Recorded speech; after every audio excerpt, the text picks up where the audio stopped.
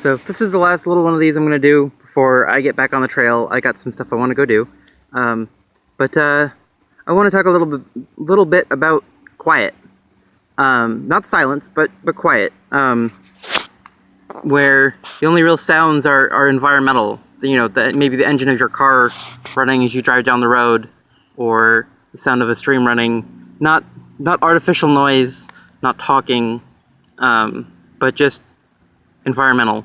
I think that's the difference between quiet and silence, very much. Is that, pardon me, silence requires that there not be environmental noise. But, oh, something's not sitting with me. But that quiet very much is not really requiring you to have complete and total silence. Anyways, so one of the biggest things that I've seen a lot, especially with people who have PTSD, who live with PTSD, like myself, is an aversion to quiet. Because when things get quiet, that's usually when the shit's about to hit the fan. It is, and when it's quiet, there's nothing distracting your brain really, so it starts thinking about all the possible things that could happen right then, no matter how likely they are, and starts telling you that you need to be on alert because, you know, ninjas might burst in through your roof and try to abduct you, or hurt your kid or something, or, you know, people who have been overseas at war, they talk a lot about being, you know, that when it's quiet, sometimes they start thinking about, or they start hearing the sounds of gunfire and the sounds of things from when they were deployed. And you know, I've experienced a lot of that too, having lived with PTSD for a long time. And I've been trying to teach myself and train myself to learn to live with quiet. That quiet does not necessarily mean danger. And it's a very difficult mental hurdle to overcome. Very difficult. And I think the easiest way for me to do that has been to very slowly fade out the radio when I've been on the road, for example. I'll get it quieter and quieter until I really can't hear it.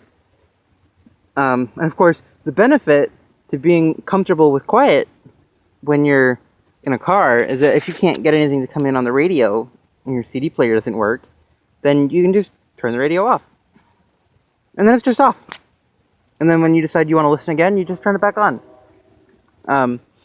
And whenever I drive to and from work, I turn off the radio a lot of times. The only time that I ever really have the radio on is if I've got a navigator giving me directions, because I will get lost if I don't have that. But the you know, I work, you know, in the middle of the night when it's very quiet and there's no one really at work with me.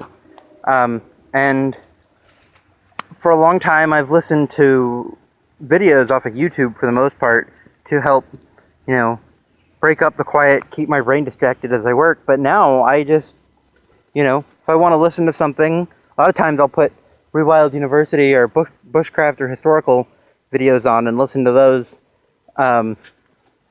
But other times I'll just have quiet, and it's not a big deal. And being able to learn that that's not a big deal and that you can do that is kind of a big hurdle sometimes, but it's very much a worthwhile one to get over. And I felt that there might be some interest in hearing about this. So hopefully later I can expand on this a little bit. I've been doing these little blurbs just with my thoughts about some stuff because the forest monks seem to appreciate them. You know, every once in a while a random YouTube commenter might find it interesting. But for the most part, I've been just doing these little blurbs about my thoughts. So perhaps later, when I have a decent camera, I'll set up a YouTube channel and I'll give some more of my thoughts on these things and some videos about some of the stuff that I do.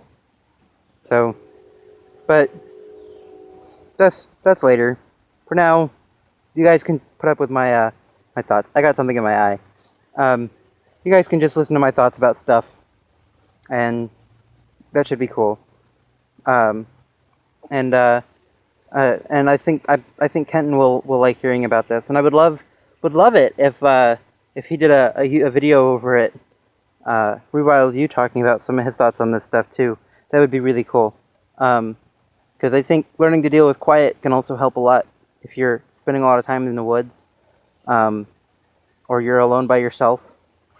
You know, there's no one to talk to. The only real sound is the sound of the environment around you. So it's just you and your mind.